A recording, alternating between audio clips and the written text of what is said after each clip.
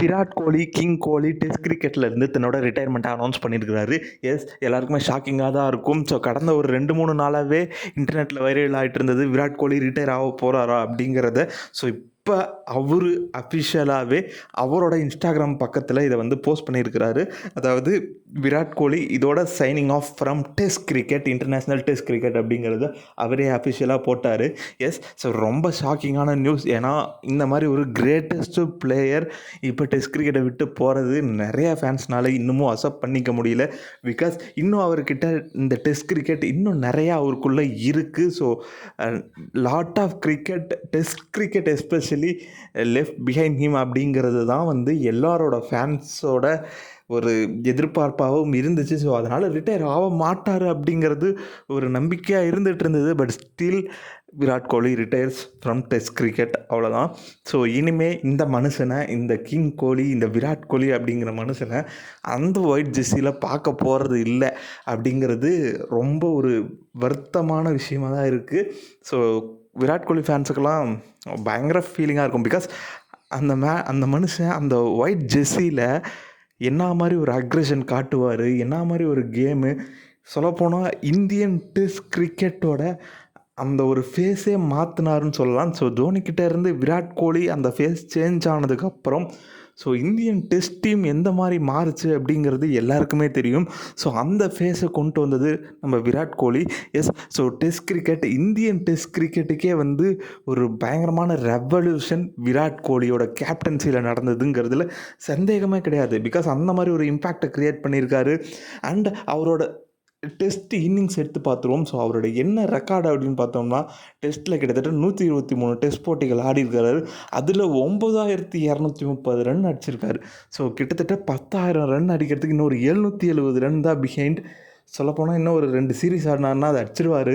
So England series கண்டிப்பாக விராட் கோலி போயிருக்கணும் அப்படிங்கிறது எல்லாம் எக்ஸ்பெக்டேஷனாக இருந்துச்சு. ஸோ எல்லாருமே இனிமேல் எப்படா அந்த இங்கிலாந்து சீரீஸை பார்க்க போகிறோன்ற ஒரு மைண்ட் செட்டில் இருக்காங்க. பட் இந்த மாதிரி ஒரு 10,000 ரன்னை கடக்க போகிற டைமில் இந்த மாதிரி ஒரு ரிட்டையர்மெண்ட் அண்ட் 100 பார்த்தோம்னா 100 அடிச்சிருக்காரு. அண்ட் 31 ஆஃப் செஞ்சுரியும் அடிச்சிருக்காரு நம்ம விராட் கோலி அப்படிங்கிறது. ஸோ ஒரு பயங்கர ரெக்கார்டு வச்சுருக்காருங்க இவர். ஸோ அந்த மாதிரி டெஸ்ட் கிரிக்கெட்டில் என்ன ஒரு செம்ம கெரியர், லெஜெண்ட்ரி கெரியர் அப்படின்னு சொல்லலாம்.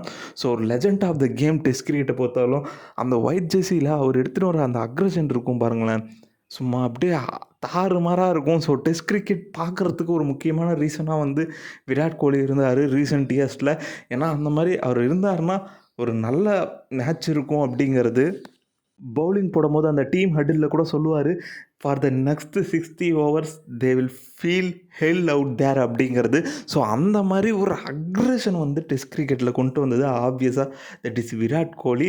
ஏன்னா அவரோட கேமாக இருக்கட்டும், அவரோட அக்ரெஷனாக இருக்கட்டும், பிடிக்காதவங்க யாருமே இருக்க மாட்டாங்க.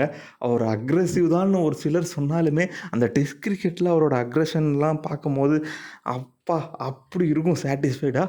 ஸோ அந்த மாதிரி தான் இருக்கும், ஃபயராக இருக்கும்னு சொல்லலாம் விராட் கோலி. ஸோ இதுக்கு மேலே இந்த மனுஷன் அந்த ஒயிட் ஜெர்சியை போட்டுக்கிட்டு அந்த ஒரு டெஸ்ட் கிரிக்கெட் அப்படிங்கிற ஒரு லெஜெண்ட்ரி கேம்லேருந்து வெளியே வராரு. ஏன்னா அந்த மாதிரி ஒரு கெரியர் இவருக்கு அமைஞ்சிருக்கு டெஸ்ட் கிரிக்கெட்டில். ஸோ இன்னுமே நல்லா ஃபிட்டாக இருக்கார். இன்னும் ஏன் இவ்வளோ சீக்கிரம் ரிட்டையர்மெண்ட் அனௌன்ஸ் பண்ணாருங்கிறது எல்லாருக்குமே ஷாக்கிங்காக இருக்குது. பட் ஸ்டில் இன்னும் கண்டிப்பாக டெஃபினட்டாக அட்லீஸ்ட் ஒரு 1 இயராச்சும் விளையாண்டுருக்கலாம் விராட் கோலி அப்படிங்கிறது தான் எல்லா ஃபேன்ஸோட எதிர்பார்ப்பாகவும் இருக்குது.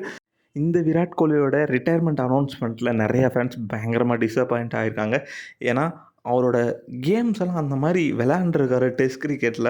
ஸோ அவரோட கவர் டிரைவெல்லாம் வந்து ஆடினாலே அவர் செட்டு அப்படின்னு சொல்லலாம். ஸோ அந்த டெஸ்ட் கிரிக்கெட்டில் அண்ட் அந்த ஃபீல்டிங்கில் அவர் எடுத்துன்னு வர அந்த ஒரு எனர்ஜி இருக்கட்டும். ஸோ அந்த மாதிரி விராட் கோலி தான். ஸோ டெஸ்ட் கிரிக்கெட்டை இந்தியன் டெஸ்ட் கிரிக்கெட் டீமை ஒரு மாதிரி உருவாக்குனாருன்னு சொல்லலாம். ஸோ அந்த தோனிக்கிட்டேருந்து அந்த ஃபேஸ் சேஞ்ச் ஆனதுக்கப்புறம் அந்த விராட் கோலி அந்த டெஸ்ட் டீம் எடுத்துகிட்டு போய் என்ன மாதிரி ஒரு டீமை க்ரியேட் பண்ணார், என்ன மாதிரி ஒரு வைபை க்ரியேட் பண்ணார் அப்படிங்கிறதெல்லாம் சொல்லவே தேவையில்ல. ஸோ அது வந்து unmatchable from Virat Kohli. So அவரும் வந்து ரிட்டையர் ஆகிட்டார். ஸோ நமக்கு தெரியும் இப்போ தான் வந்து ரோஹித் சர்மாவும் ரிட்டையர்மெண்ட் அனௌன்ஸ் பண்ணார் டெஸ்ட் கிரிக்கெட்லேருந்து.